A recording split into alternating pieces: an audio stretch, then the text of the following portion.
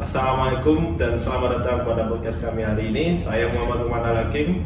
Dan saya Najamuddin Mustafa. Kemarin pada saya buka IG itu, saya masuk ke dalam akun resmi Mobile Legends ya mas ya. Saya lihat dari postingan pertandingan akhir itu, kebanyakan kalangan mahasiswa membicarakan tentang hasil akhir tersebut.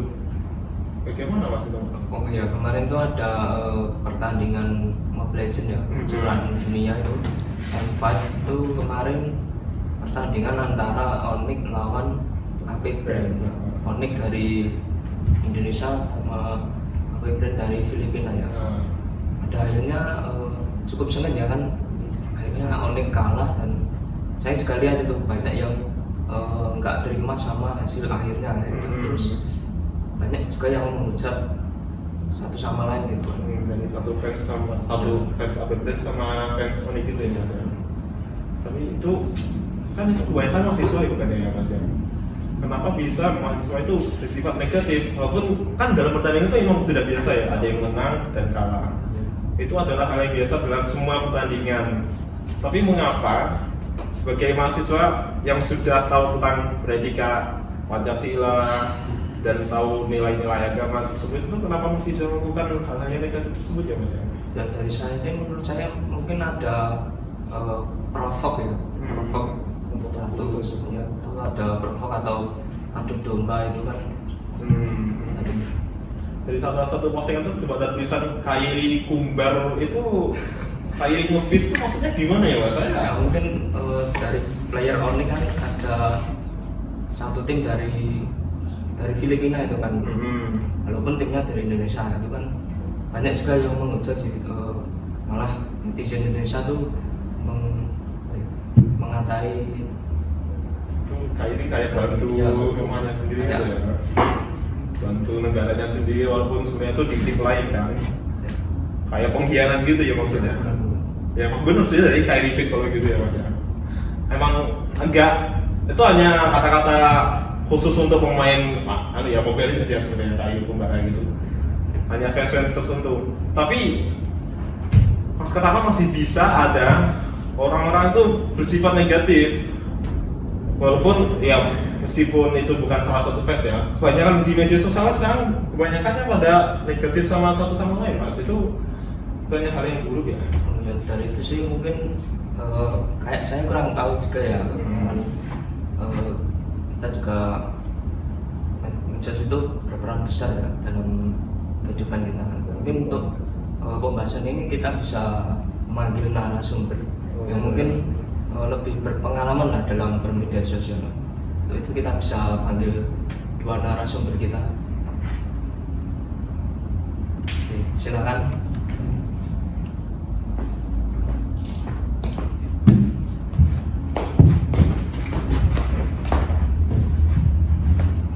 Mungkin kita bisa langsung kenalan aja, mungkin dari sini bisa perkenalan. Oh ya, jadi perkenalkan, nama saya Roy Brevers dan saya berasal dari Singapura dan sekarang sudah tinggal di kota Surakarta sih mas. Dan saya juga mahasiswa dari ITSK Prodi Informatika. Ya, dari Singapura ya? Iya. Terus dari masnya di sana? Nama saya Ahmad Korbin dari Makassar. Cuma tinggal di sini buat keperluan kuliah di ITSK. Terus saya punya pertanyaan untuk Roy. Oh iya. Untuk Mas Roy. Bagaimana perilaku mahasiswa dalam bermedia sosial pada hari-hari ini? Kan kebanyakan negatif gitu ya mas. Perilaku mahasiswa dalam media sosial. Ya emang belakangan ini saya lihat di media sosial tuh emang ya banyak yang negatif sih. Ya komentar-komentar negatif gitu. Kayak ya menghujat gitulah istilahnya, toxic.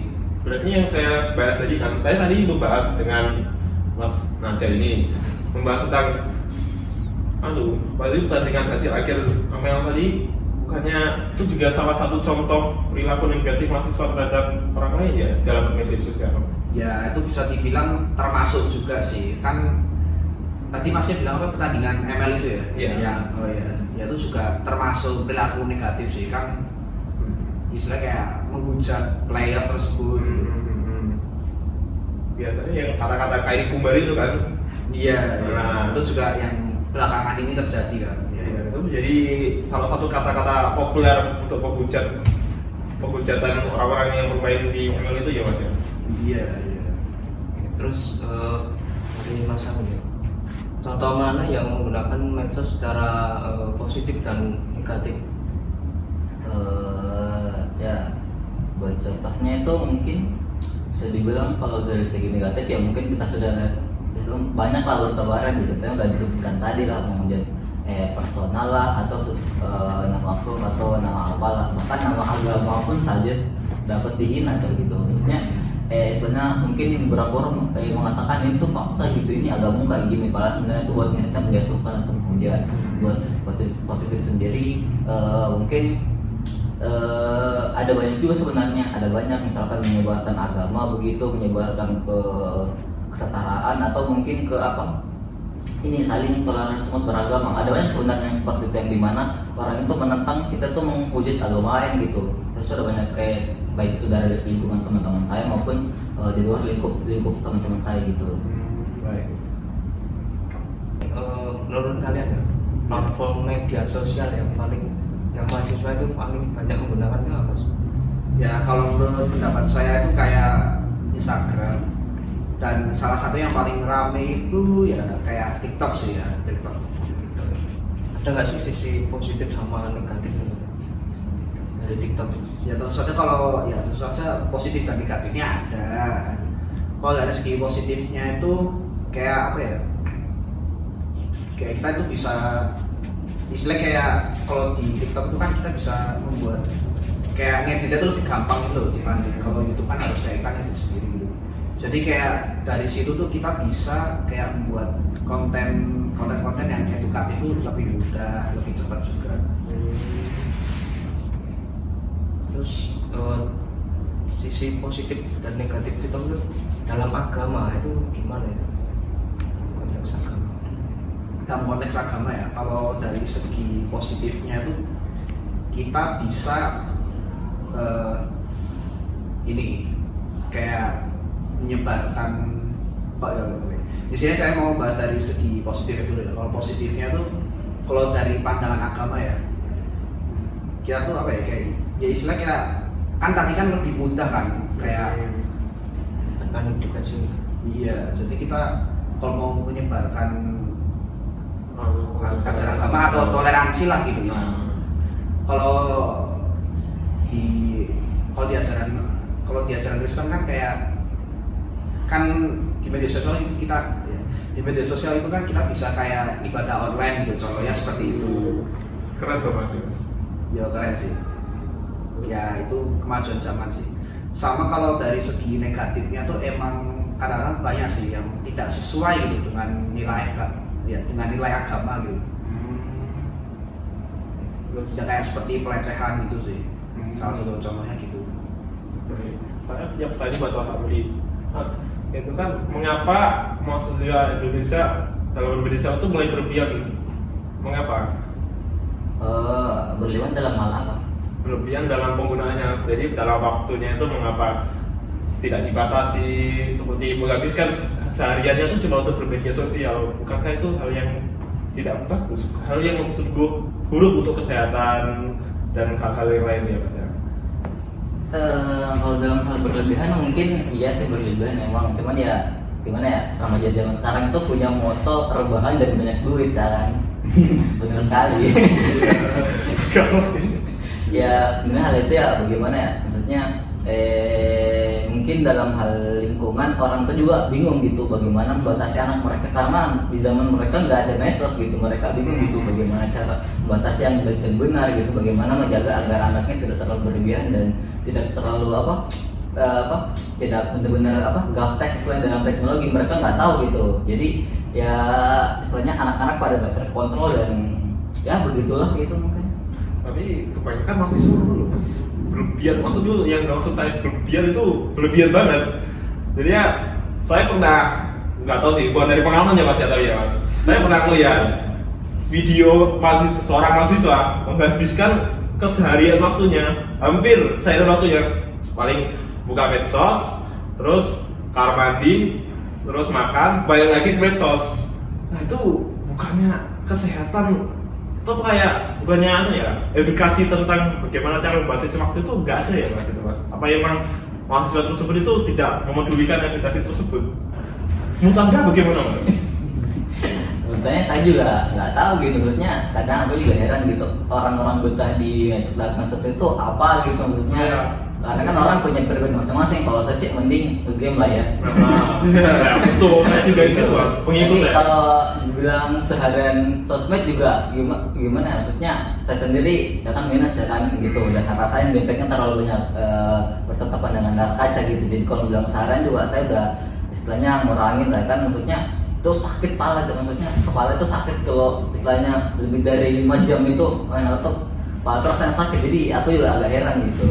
Jadi kalau bilang berlebihan ya emang berlebihan banget sih. Emang yang kayak gitu harus apa? Kayak dikurangin secara apa ya? Secara paksa lah itu.